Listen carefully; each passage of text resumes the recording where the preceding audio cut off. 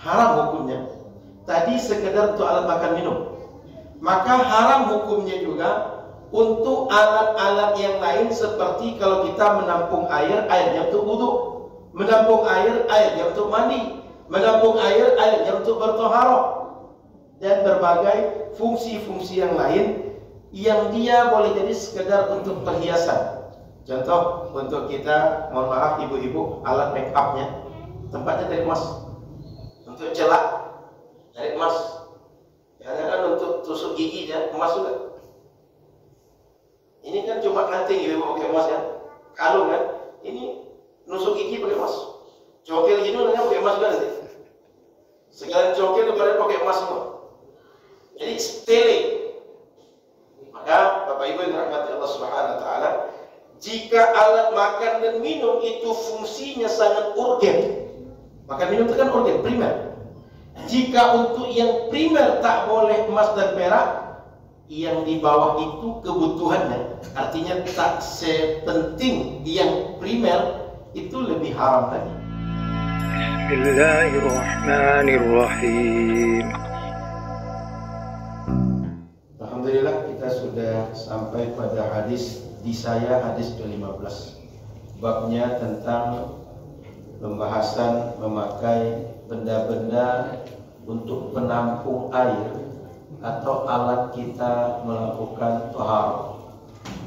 Apa hukumnya kalau nanti benda itu kita gunakan dari emas, dari perak, termasuk gelas minum kita, piring kita, tadah kita berasal dari emas dan perak. Apakah boleh menurut syariat atau tidak? Ini pembahasan kita malam hari ini. Silakan dibuka hadisnya. Di saya hadis nomor 15.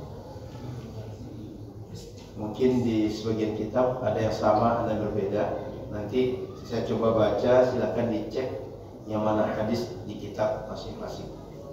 Wa bihi ilaiqat an Hudzaifah bin Yaman radhiyallahu taala anhuma qala qala Rasulullah sallallahu alaihi wasallam la tashrabu fi aniyati adh-dhahab wal fiddah. Berasal dari riwayat sahabat Nabi Hudzaifah bin Yaman. Kata beliau, Rasulullah bersabda, la tashrabu, jangan kalian minum, fi aniyati adh-dhahab wal fiddah, pada tadah, pada gelas, pada piring, pada penampung yang berasal dari emas, yang berasal dari perak. Ini gelas ini bahannya emas, bahannya perak. Wala ta'kulu fi sihafiha, dan jangan makan pada semacam baki di kita, macam baki, piring, yang makan di tempat yang seperti itu yang juga berasal dari emas dan perak.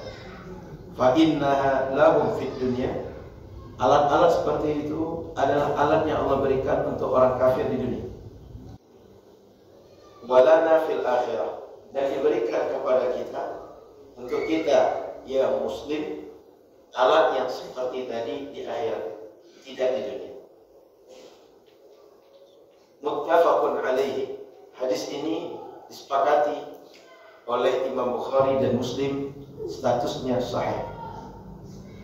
Hadis berikutnya, wa an Ummi Salamah radhiyallahu taala anha qalat, diriwayatkan dari Ummu Salamah, salah seorang istri Rasul, semoga Allah ridha beliau, kata beliau, qala Rasulullah sallallahu alaihi wasallam, Rasul bersabda, alladhi yashrabu fi ina'il fiddah, orang yang minum air dari tempat minum yang berasal dari perak, bahannya perak, tempat penampung itu dari perak, innama yujarjiru fi batnihi nara jahannam, itu sama seperti orang yang membunyikan api neraka jahanam di dalam perutnya. Artinya sama seperti orang yang mengobarkan api neraka jahanam di dalam perutnya. Kenapa? Karena dia memakai alat minum yang tak diperbolehkan syariat. Ketika dia melakukan yang dilarang, seakan dia mau melanggar syariat, dan melanggar syariat berarti siap konsekuensi hukum yang dihukum oleh syariat. Apa di antara konsekuensinya? Orang yang tak patuh masuk neraka jahanam. Maka ketika dia di dunia sudah mau melanggar syariat, berarti dia seakan-akan memberikan kesempatan kepada neraka jahanam untuk memakan dirinya. Karena minuman yang masuk ke perut, berarti seakan-akan dia memasukkan neraka jahanam itu ke perutnya.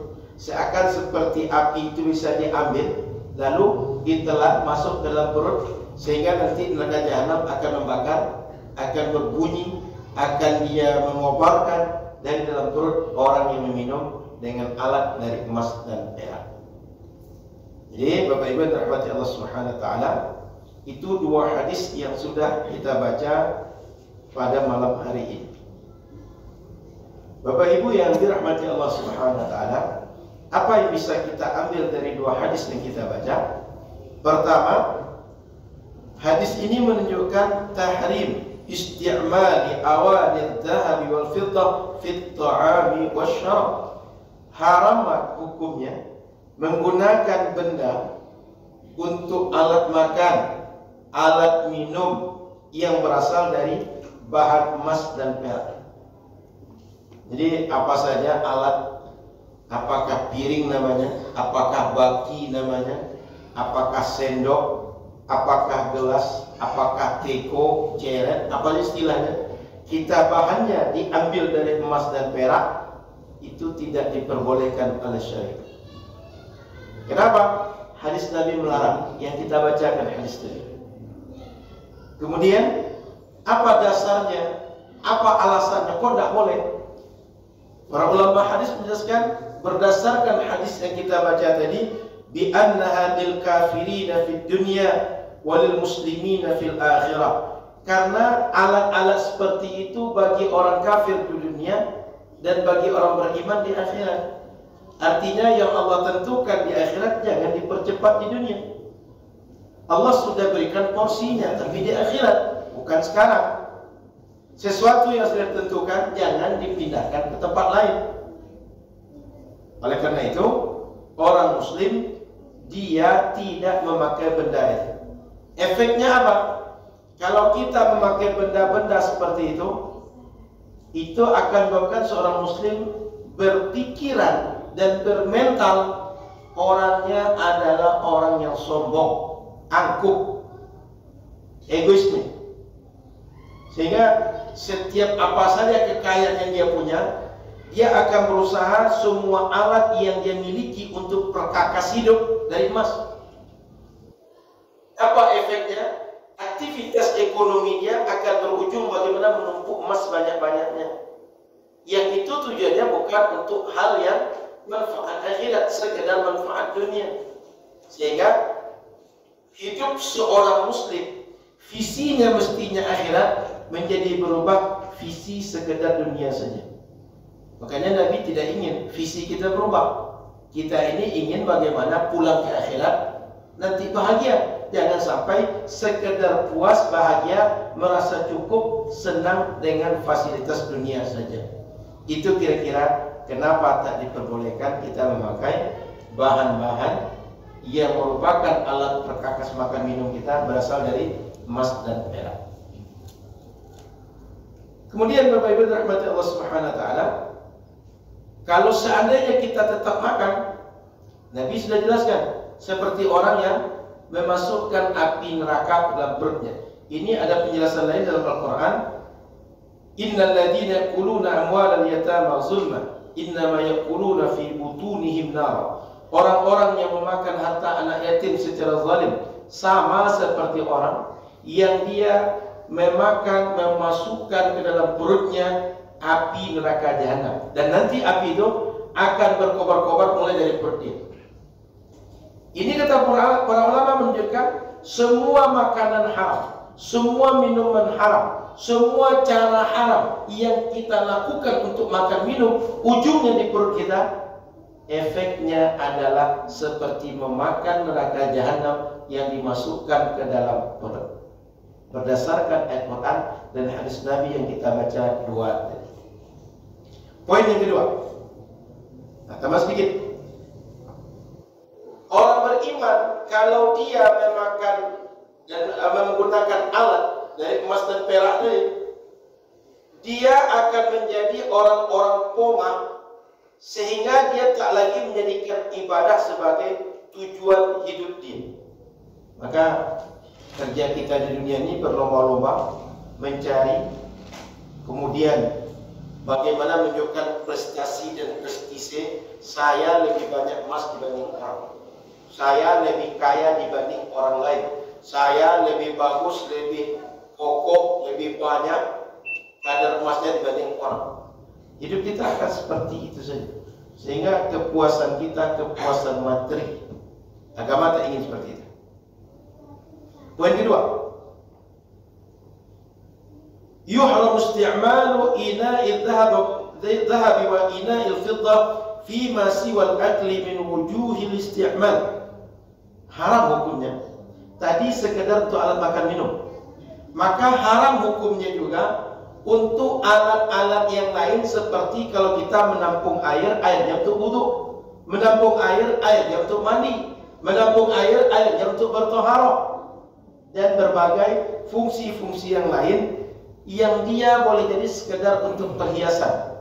Contoh untuk kita, mohon maaf ibu-ibu, alat make upnya tempatnya dari emas, untuk celak dari emas, kadang-kadang untuk tusuk gigi ya emas juga. Ini kan cuma kanting ibu pakai emas kan, kalung kan, ini nusuk gigi pakai emas, cokil hidung nanti pakai emas juga nanti, segala cokil kepada pakai emas semua. Jadi stele. Maka Bapak Ibu yang dirahmati Allah Subhanahu wa taala, jika alat makan dan minum itu fungsinya sangat urgen, makan minum itu kan urgen, primer. Jika untuk yang primer tak boleh emas dan perak, yang di bawah itu kebutuhannya, artinya tak sepenting yang primer, itu lebih haram lagi. Paham maksudnya? Jika yang hal primer yang sangat penting, yang vital alat itu dalam sehari-hari kita, alat makan minum kan sangat penting. Jika itu saja haram, maka yang lain tak terlalu penting, lebih haram lagi. Karena kalaulah dalam hidupnya dibolehkan hal yang pokok, yang primer, yang lain itu mungkin akan ada negonya. Ini yang pokoknya tak boleh, apalagi yang sekedar kebutuhan-kebutuhan yang tersifatnya primer. Maka Bapak Ibu rahmati Allah Subhanahu wa taala, hari ini kita menjadi paham bahwa apa saja yang kita amalkan hari ini mengikut syariat itu dasarnya adalah ada hadis yang menjelaskan. Maka oleh karena itu Bapak Ibu, saya sering menjelaskan, hari ini kita beramal mengikut para ulama berdasarkan kitab-kitab fikih atau mazhab fikih ulama. Itu yang kita amalkan itu adalah produk hukum berasal dari Quran dan Sunnah. Seakan agama ini ada Al-Quran, kemudian ada Sunnah sebagai sumber utama agama. Lalu keadaan manusia dan memahaminya ada dua. Satu, mereka mujtahid. Mujtahid ini bisa langsung beramal dengan Al-Quran karena ilmunya cukup. Orang expert, ya sekarang kayak para profesor, orang pakar. Yang kedua, dia tak bisa karena ilmunya tak cukup. Jangankan ilmu cukup memahami Quran Sunnah, baca Qurannya masih belepotan, baca Fatihahnya menurut sekarang. Maka dia tidak bisa langsung. Apa yang dilakukan orang ini? Mengikut ulama. Karena kalau tahu beramal langsung, kalau tidak tahu ikut ulama yang tahu. Kalau tidak dilakukan dua cara ini, itu kemungkinan sok tahu, kemungkinan mengikut hawa nafsu, bukan mengikut ilmu. Maka mujtahid ini dalam ranah fikih hari ini yang dirujuk oleh umat 4. 1 mazhab Hanafi, 2 mazhab Maliki, 3 mazhab Syafi'i, 4 Hambali. Apa maknanya? Orang-orang yang memahami Quran dan Sunnah mengikut Imam Abu Hanifah. Orang-orang yang memahami Quran dan Sunnah mengikut Imam Malik bin Anas. Orang-orang memahami Quran dan Sunnah, mengamalkan Quran dan Sunnah mengikut Imam Muhammad bin Idris Asy-Syafi'i. Orang-orang yang mengamalkan Quran dan Sunnah mengikut Imam Ahmad bin Hanbal. Itu maknanya bermazhab Hanafi, bermazhab Maliki, bermazhab Syafi'i, bermazhab Hanbali. Pertanyaannya, jika tidak termasuk yang empat ini, ada kelompok baru, katakan Wahabi. Pertanyaannya, Wahabi ini siapa yang mereka ikut? Imam siapa yang menjadi referensi mereka dalam memahami Quran dan Sunnah? Itu nggak ketahuan sampai sekarang. Termasuk di sini ada video Nurul Fajar itu sudah berapa kali ada yang bisa menjawab. Ini refer to siapa yang nggak ketahuan, merujuk ke siapa nggak ketahuan. Nah, ulama yang empat ini, yang kita sebut empat ini, untuk memahami Quran dan Sunnah, ilmu mereka ada namanya mustalah hadis. Ini Pak, ilmu ini sangat jelimet dan sangat banyak cabang dan turunannya. Mustalah hadis ini gunanya untuk validasi bahwa ayat Quran, hadis Nabi betul-betul valid dari Allah dan Rasul sesuai yang Allah dan Rasul sampaikan. Itu untuk validasi gunanya. Sehingga ketika sampai pada kita menyampaikan, mengatakan, menyimpulkan hadis ini sahih atau tidak sahih. Hadis ini bisa diamalkan atau tidak bisa diamalkan. Ini sangat rumit ilmunya, detail pembahasan di mustalah hadis. Sehingga istilah saja banyak. Maka bapak-bapak kadang mengenai istilah hadis sahih, hasan, dhaif, kemudian maudhu', kemudian ada hadis yang lain. Kemudian ada ilmu satu lagi yang juga tak kalah rumit, usul fikih. Usul fikih ini setelah kita valid hadis yang kita dapatkan, Quran yang kita dapatkan, ini ilmu untuk mencerna, memahami apa yang dimaksudkan oleh teks. Dan ini sangat rumit pembahasannya. Ulama empat mazhab ini banyak buku-buku yang membahas dua metode ini. Sementara di sini belum ada, tak punya. Maka kalau seandainya orang memilih, ada empat yang sudah valid, diakui dari generasi ke generasi, ilmunya sudah terkodifikasi dan banyak pakatnya dulu sampai sekarang, kitabnya banyak. Kemudian yang satu lagi, ini sulit kita mengetahui deteksi mengikut imam siapa, pakai metode apa, dengan ilmu apa. Lalu jika ada orang merasa bahwa inilah paling Quran dan Sunnah, inilah paling benar, itu jadi aneh. Apa alasannya? Kenapa yang ini benar, yang ini salah? Kenapa yang ini sesuai Quran dan Sunnah, kenapa yang ini tidak? Ini sini nggak tahu kita pakai metode apa. Makanya bapak-bapak nanti bisa tanya ke orang sekali, kalian usul fikih pakai kitab apa? Oh, kami ngikut Quran dan Sunnah, juga mengikut imam mazhab yang empat. Jika ikut mazhab yang empat, kok beda? Paham maksud saya? Kalau ngikut mazhab yang empat, mestinya sama dengan yang empat ini. Tapi kok beda? Pertanyaannya kok beda? Sebenarnya ngikut atau tidak? Ini tuh pertanyaannya. Jika beda, ini empat ini sudah jelas urutan ke atas. Ini masih dipertanyakan. Bapak-bapak, jika seandainya dua kelompok besar ini kelompok besar, ini kelompok kecil, jika beda yang kecil dengan yang besar, bapak-bapak sedang nalar ikut yang mana? Ibu-ibu? Ikut yang besar yang kecil? Besar. Ini nalar aja, nggak usah pakai dalil, pakai nalar bapak ibu aja. Ikut yang besar atau kecil? Makanya sejak dahulu semua umat Islam itu pasti rujukannya Quran dan Sunnah. Cuma umat kita dia tak mengaji Bulughul Maram macam ustaz baca Bulughul Maram. Yang dikaji ini kitab Matan Takrib. Apa Matan Takrib itu? Produk hukum yang sudah tinggal instan diamalkan. Sama macam orang ke rumah makan, hidangan itu sudah tinggal makan, tinggal minum. Dia tak pernah tahu yang dimakan rendang itu seperti apa daging waktu di dapur. Bagaimana orang dapur mengolah, dia nggak pernah tahu. Yang tahu cuma minuman makanan sudah terhidang, tinggal santap. Lalu dikesankan bahwa mereka ini tidak ikut Quran dan Sunnah. Padahal dari sini dasar. Buktinya kita baca malam ini. Paham Bapak Ibu? Jadi kenapa kita belajar Bulughul Maram? Kemarin belajar fikih, produknya sudah dapat. Sekarang kalau orang bertanya dari mana dasar kalian bilang ini haram, ini boleh, ini tidak? Kenapa kalian bilang rukun sholat itu sekian? Kenapa kalian bilang berwudu mesti begini begitu caranya? Ini hadis penjelasnya. Paham maksudnya?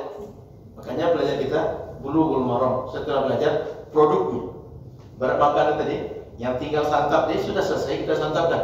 Sekarang masuk ke dapur sedikit-sedikit. Ya, ini tengok dapur lah.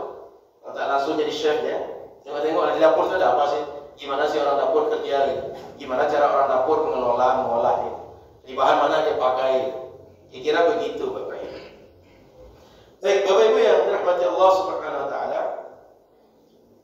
Kalau kita tengok perbandingan kelompok yang satu ini, di antara mereka mengatakan bahwa tidak apa-apa, tidak haram kita memakai alat-alat berasal dari emas dan perak. Kenapa?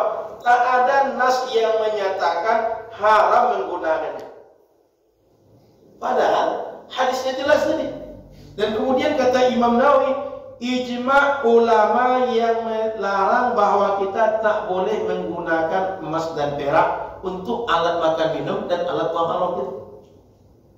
Ijma' itu sepakat. Jika yang sepakat kita tidak ikut, berarti kita di luar yang sepakat. Berarti kita berbeda dengan yang sepakat. Jika mayoritas umat sudah sepakat, kita di luar itu, berarti kita tidak ikut mayoritas umat. Paham? Anggaplah masjid ini semua jamaah ada sepakat. Datang 1-2 orang, kami tidak sama dengan jamaah Al-Fajar. Kami orang Al-Fajar juga ada. Ngerti? Kira-kira begitulah yang terjadi. Baik. Yang ketiga, bagaimana kalau ada orang berwudu, mandi menggunakan wadahnya, alat-alatnya dari emas dan perak, apakah sah wudunya atau tidak? Sah wudunya. Cuma dia berdosa karena melakukan yang dilarang oleh syariat. Sebab sah dan tidak wudu tak terkait langsung dengan alat-alat seperti itu. Wudu kita sah bila melakukan cara-cara memenuhi rukun wudu. Basuh muka, basuh tangan, basuh kepala, basuh kaki dengan niat, tertib, itu rukun wudu. Sementara ini alat. Alat ini tak menentukan sah dan tidak. Tapi karena ada larangan syariat, berdosa menggunakan alat itu. Keluar sedikit dari pembahasan. Bagaimana kalau kita punya air? Anggap air itu dibeli Pak. Lalu kita punya mungkin seperti sekarang galon lah, atau alat-alat untuk penampung air. Ketika mau wudu, air kita dipakai orang lain untuk wudu dia. Yang punya saya, ini pakai wudu saya. Bagaimana hukum wudu saya? Sah. Wudunya sah, bisa dia sholat. Cuma dia berdosa karena mengambil air yang bukan punya dia dan tidak izin saya. Tapi wudunya sah. Kenapa? Dia melakukan rukun wudu. Cuma pekerjaan dia berdosa. Kenapa? Dia tak memakai haknya dia, tak memakai barang dia. Karena barang orang mesti izin orang, tapi dia tak minta izin. Paham? Jadi yang dia kerjakan menurut ketentuan syariat sah, karena rukun terpenuhi. Tapi perbuatan dia karena bertentangan dengan syariat, berdosa perbuatan dia. Ngerti ya Pak Ibu? Maka kalau ada orang tetap menggunakan alat-alat dari emas dan perak, sah wudhu dia, tapi orang tadi berdosa karena melakukan larangan syariat. Poin yang keempat, اتخاذ المصنوعات الذهب والفضة بغير استعمال كالزينة أو ما يوضع في الخزائن كمنظر جميل. Bagaimana kalau misalnya kita membuat emas dan perak, itu bukan untuk tujuan tadi, tapi sekedar perhiasan yang dibolehkan syariat. Contoh, untuk ibu-ibu menjadi perhiasan, atau beberapa perhiasan yang kita jadikan, kayak sekarang ada apa namanya kalau hadiah itu Pak, bintang emas. Ada orang lomba-lomba dikasih hadiah bintang emas, medali segala macam itu. Hal seperti itu kata para ulama, jika tidak tujuannya untuk sombong-sombongan, bukan untuk angkuh-angkuhan, maka para ulama membolehkan dengan syarat ada mutafakhur, bukan untuk sombong-sombongan. Itu boleh seperti itu. Tapi bukan untuk perkakas hidup, untuk pergunakan sehari-hari aktivitas kehidupan kita. Baik, lanjut. Yang kelima, bagaimana kalau kita menggunakan bahan-bahan yang katakan kaca bagus untuk piring, untuk gelas macam ini? Kan banyak kelasnya, levelnya dibuat orang. Itu sepakat ulama boleh. Artinya kalau ada kita bahannya bagus, mahal, kan ada yang keramik, ada yang bahannya kaca, berbagai macam bahan, itu boleh. Yang tak diperbolehkan emas dan perak. Bagaimana Ustaz kalau misalnya batu-batu mulia yang lain diperbolehkan? Kenapa? Karena tak banyak orang yang seperti itu. Dan juga jarang, kadang-kadang orang tak tahu bahwa itu adalah batu mulia.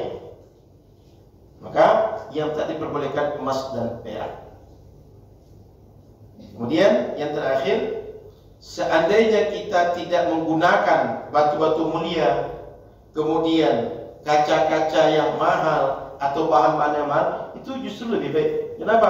Quran menganjurkan wala tusrifu, jangan kalian berlebih-lebihan. Jangan kalian dalam menggunakan apa saja fasilitas dunia ini offside, over dari yang sepatutnya atau dari yang proporsional yang bisa kalian gunakan dalam aktivitas kehidupan. Jadi artinya kalau Bapak Ibu untuk membeli satu set gelas ini habis uang 1 juta, sementara yang biasa dapat 100.000, 900.000 mungkin bisa digunakan untuk wakaf, ikut bangun menara masjid misalnya, itu lebih baik. Atau Ramadan mau datang, sehingga sediakan berbuka orang puasa, lebih baik dibanding sekedar ini. Tapi fungsinya juga sama, yang mahal dengan yang murah. Nah, maka Bapak Ibu dirahmati Allah, berhati-hati dan meninggalkan menggunakan uang kita untuk banyak kepada aset yang seperti itu, jauh lebih baik daripada menghabiskan untuk bermegah-megahan, bermewah-mewahan, sekedar memenuhi keinginan, kepuasan yang ada dalam diri masing-masing. Nah itu kira-kira poin dari hadis tadi, bahwa larangannya berdasarkan penjelasan hadis Nabi Shallallahu Alaihi Wasallam. Hadis yang berikut, di saya hadis nomor 17.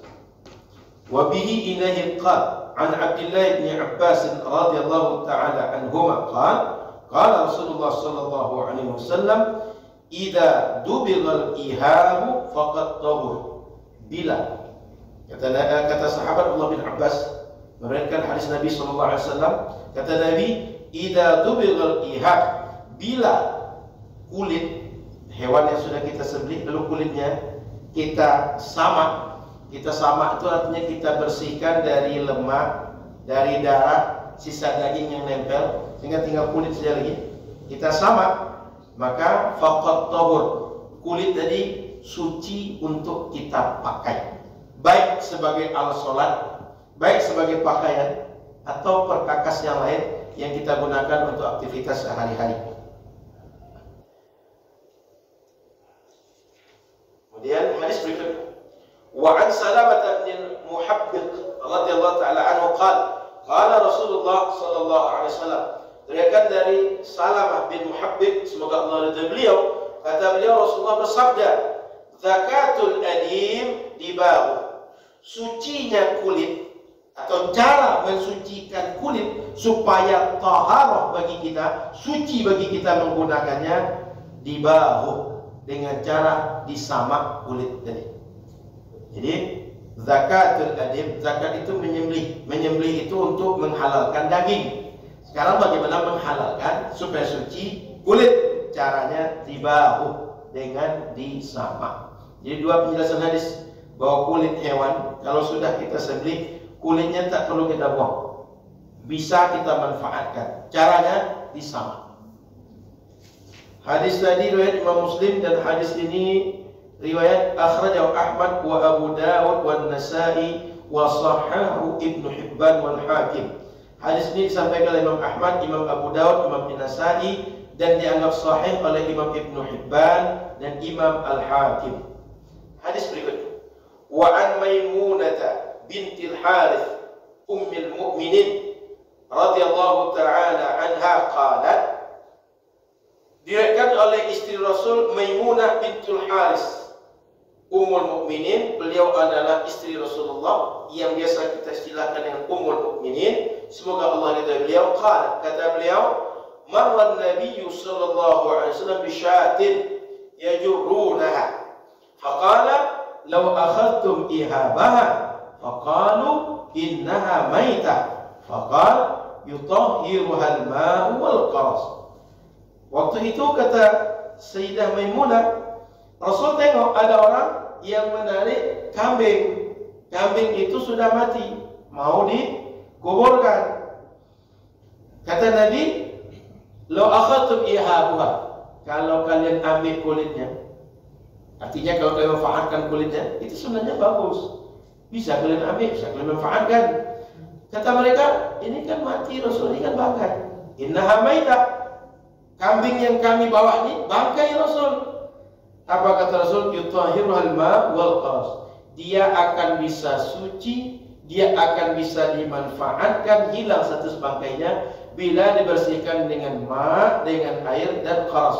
Qaras itu semacam daun-daunan yang dia bisa menghilangkan menghilangkan lemak, anyir daripada kulit yang nempel-nempel di kulit hewan.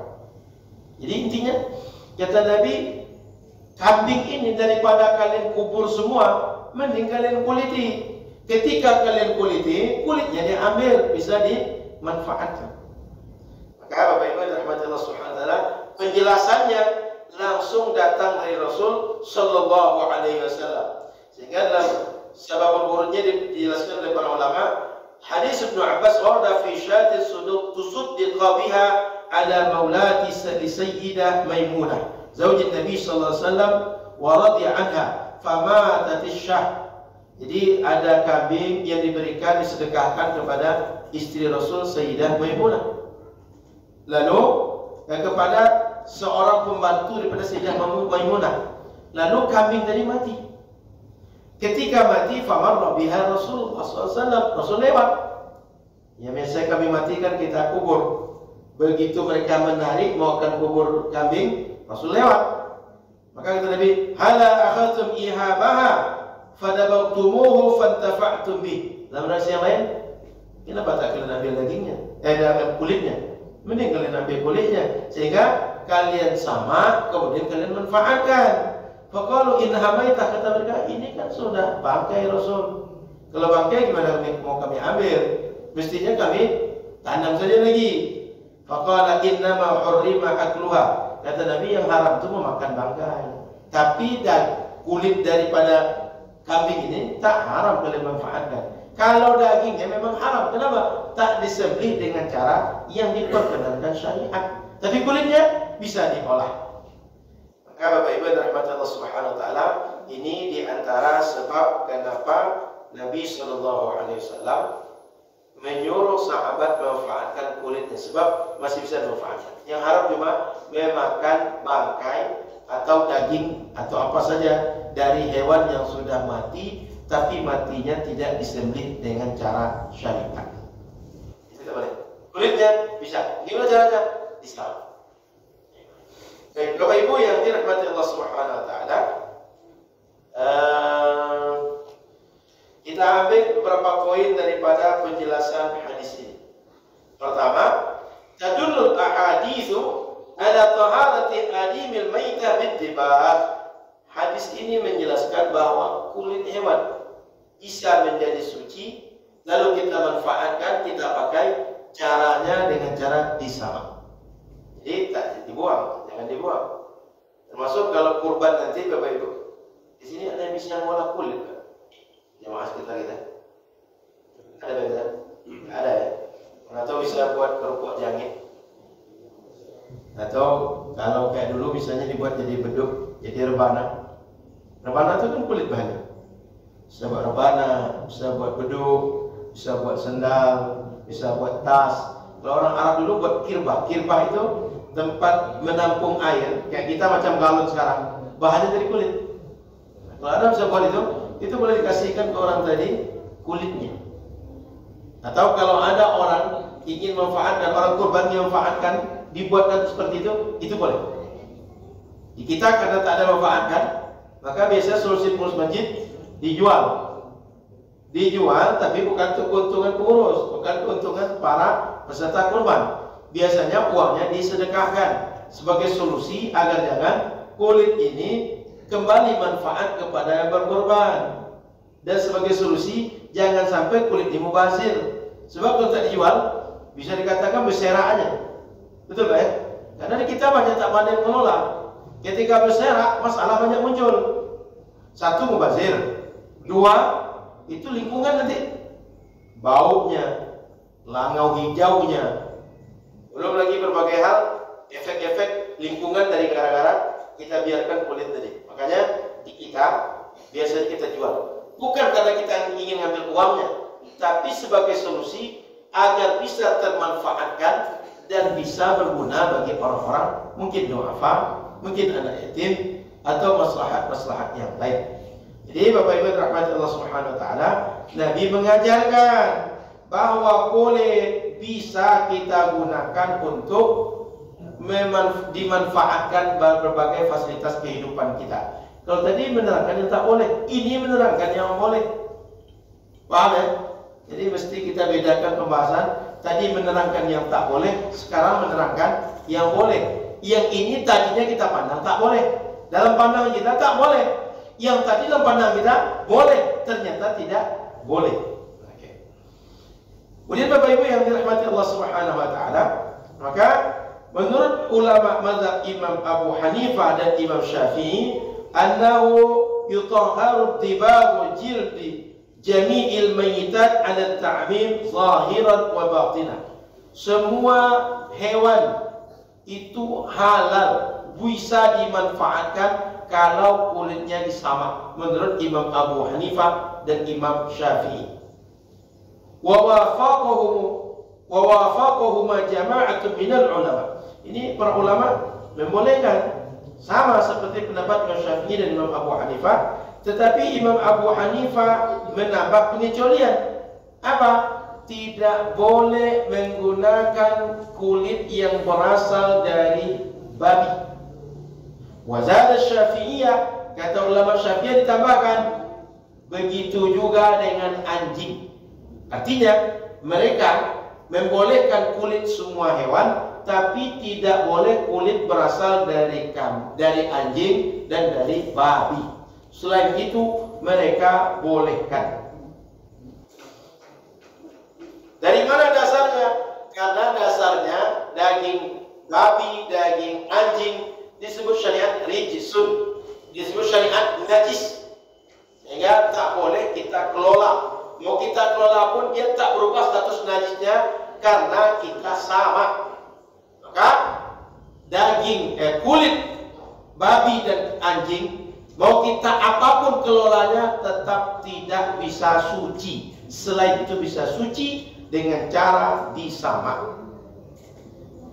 Jadi Bapak Ibu rahmat Allah Subhanahu wa taala, boleh menggunakan kulit hewan-hewan yang lain tapi syaratnya disamak. Kemudian Bapak Ibu yang dirahmati Allah Subhanahu wa taala, hadis berikutnya, penjelasan berikutnya.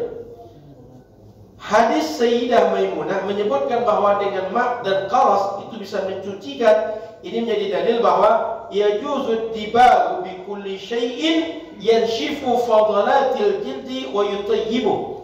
Boleh kita menyamak itu dengan semua alat, semua daun, semua benda yang bisa membersihkan kulit dan bisa menghilangkan bekas-bekas apakah lemak, darah, daging menempel dan bisa bermanfaat kulit tadi. Wa yamna'u min wurudil fasadi alaihi.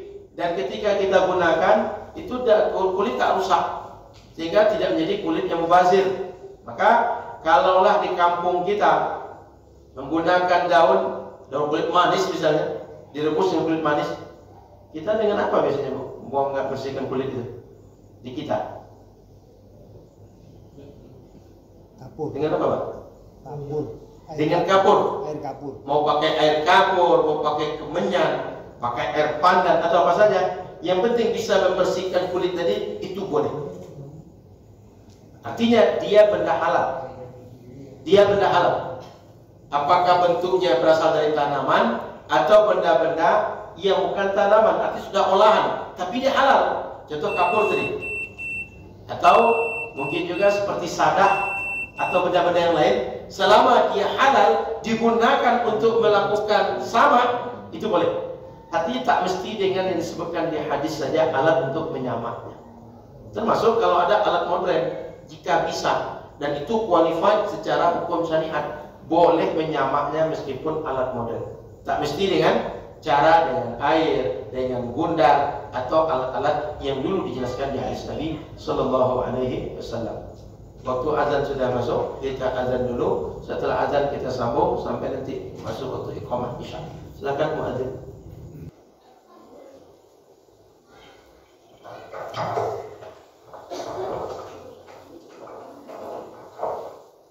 Baik, Bapak Ibu, kita masuk sesi diskusi kalau ada pertanyaan.